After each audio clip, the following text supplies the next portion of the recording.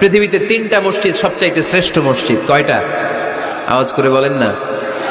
1 number মসজিদুল হারাম, ফাওয়াল্লু উজুহাকুম শাতরা, যেখানেই তোমরা নামাজ পড়ো না কেন মসজিদের হারামের দিকে হয়ে নামাজ পড়ো।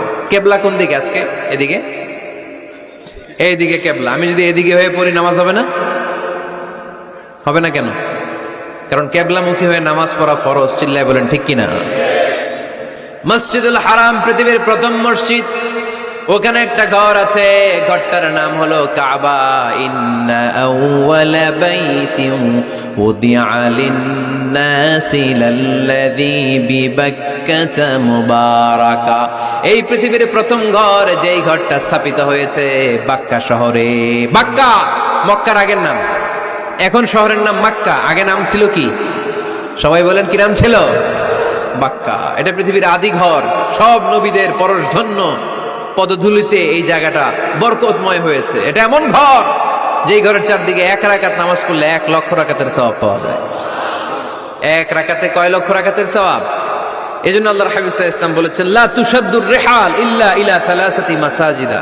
স্পেশাল ভার্চু এন্ড রিওয়ার্ড, বিশেষ সওয়াবের নিয়তে পৃথিবীর এই 3টা জায়গা ছাড়া কোথাও নিয়ত করে ভ্রমণ করা জায়েজ নাই। 1 হচ্ছে মসজিদুল হারাম, 2 হচ্ছে মসজিদ নববী, 3 হচ্ছে মসজিদুল আকসা। এই 3টা মসজিদ ছাড়া পৃথিবীর কোনো মসজিদে নিয়ত করে সফর করা যাবে না। বিশেষ নিয়তে সফর করা যাবে না, যে আমি যদি এই মৌলভীবাজারের জামে মসজিদে যাই বেশি সওয়াব পাওয়া যাবে, এই নিয়তে সফর করা যাবে না। বেশি সওয়াব শুধু এই 3 মসজিদে। মসজিদুল হারামে 1 রাকাতে কত রাকাতের সওয়াব? কথা কয় না, বুঝে নাই বোধহয়। কয় লক্ষ? আর মসজিদে নববীতে 1 রাকাতে 1000 রাকাতের সওয়াব।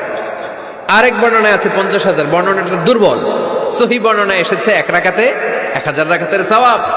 মসজিদুল আকসায় সালাত করলে 1 রাকাতে, এক বর্ণনায় এসেছে 250 রাকাতের সওয়াব, আরেক বর্ণনায় এসেছে 500 রাকাতের সওয়াব। এই 3টা মসজিদ ছাড়া পৃথিবীর অন্য কোনো মসজিদে যে নামাজ পড়লে বেশি সওয়াব হবে, এই নিয়তে সফর করা যাবে? চিল্লায় বলেন যাবে। তবে মসজিদটা দর্শন করার জন্য যেতে পারবেন।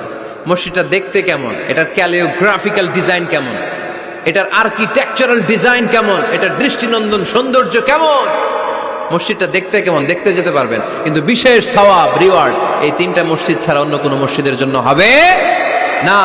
এই কাবা ঘরকে কেন্দ্র করে প্রতিদিন 100টা রহমত নাজিল হয়। আওয়াজ করে বলেন কয়টা? আল্লাহর হাবিব বললেন প্রতিদিন, প্রতিনিয়ত 100টা রহমত নাজিল হতেই থাকে। 60টা রহমত তাদের উপর নাজিল হয় যারা কাবা ঘরের চারদিকে তাওয়াফ করে। 40 লিল মুসাল্লিন, বাকি 40টা নাজিল হয় যারা কাবা ঘরের পাশে নামাজ পড়ে। ওয়া 20 লিন নাযিরিনা ইলাল কাবা, বাকি 20টা রহমত প্রতিনিয়ত নাজিল হয় যারা তাওয়াফ করে না, সালাত আদায় করে না, শুধু কাবার গিলাফের দিকে তাকিয়ে থাকে। কাবার দিকে তাকায় থাকলেই সওয়াব। সুবহানাল্লাহ পড়েন। হজ উমরা করেছেন কে কে দেখি?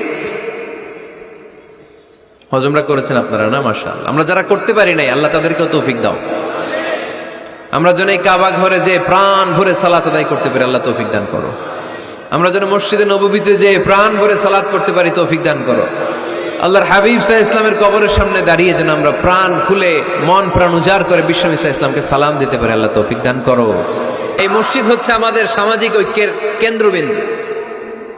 এটা হচ্ছে আমাদের কমিউনিটি সেন্টার। আমরা শুধু নামাজের জন্য মসজিদকে ইউজ করি, এছাড়া আরো অনেক ইউসেজ আছে মসজিদের। খেয়াল রাখবেন, আমাদের মুসলমানদের মসজিদ হিন্দুদের মন্দিরের মতো নয়।